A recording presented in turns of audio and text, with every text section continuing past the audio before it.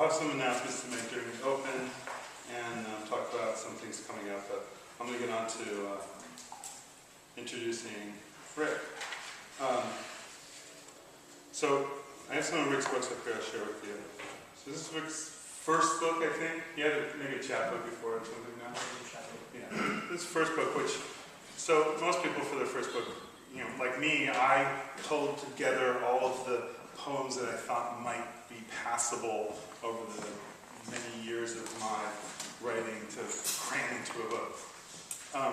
Rick decided to write a book-length biographical poem about Herbert Huncke, and it's a wonderful, wonderful book. In fact, Quincy Lara said it was simply the best poem written by an American in a very long time.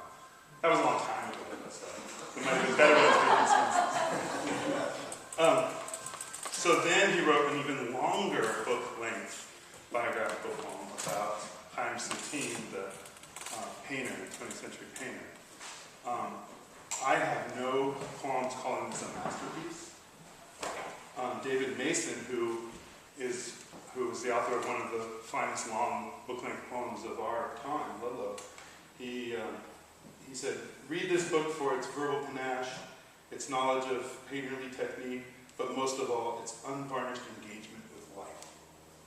Rick is himself an accomplished painter too, and so that sensibility adds a lot of depth to the book. As a chapbook, he wrote a chapbook-length series of poems about the Rolling Stones, another biographical poem about the artists, the Stones, Jones, Canzones, which sort of tell part of the Rolling Stones story from like Morocco to Altamont about something like that. Exile on Main Street. Yeah, there you go, Exile on Main Street, the hangover from it. So then he decided to write a normal book with just a collection of poems. I guess these are poems that are scattered, lying around in the debris of all these giant things. And it's called Coelacanth, and it's really a wonderful, wonderful collection.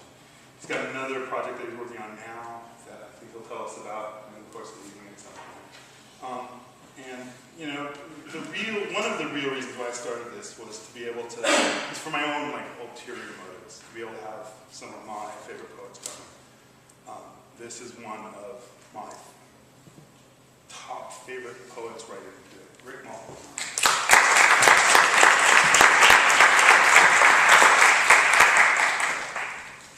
Thanks, David. Thanks for having me.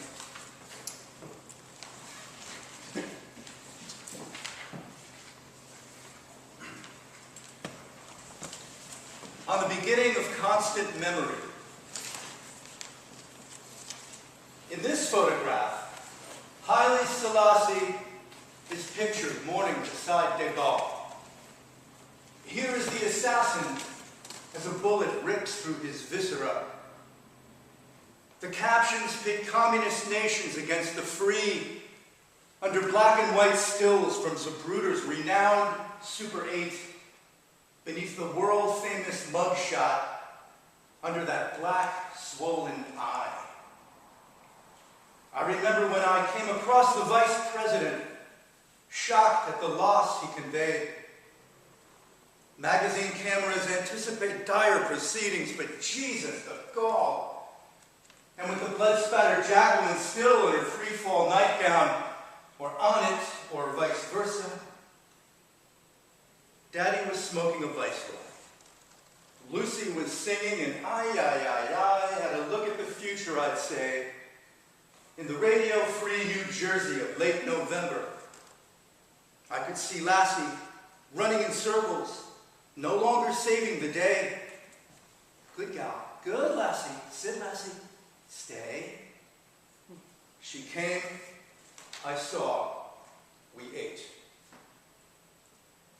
Somewhere in the raiment of mourning, we radiate. I came up like Kodachrome felt on a scout's green visor, a haircut unbuttered, like the itinerant Gaul with his blue eyes pleading, Rastafari, Jah guide and praise in the name of the Most I, Selassie. Jah know me, Jah free, I and I. Leaves turn in the fall. And in radioactive free Pennsylvania, a a river revisits Route 78 to New York. I am there. In the high humble aspect of Haile Selassie, I enter upon the romantic and epic viz era of trial and error. I marry and honeymoon round Donegal.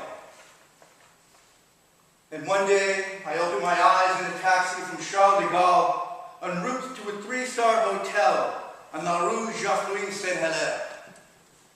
I circle the Eiffel Tower and follow the river to Henri IV in the duotone manner of dying at 8 on a cloud-bit Saturday morning in Paris. My driver, Cicero, stops at the Tuileries Carousel. As he touches the mirror, he brings to mind Haile Selassie, who stood with de Gaulle in a picture in Life magazine, the Novice Bras, or La Roi Soleil, sent to free Babylon. He is 8 lions rampant, a chalice and crown in the all-seeing eye.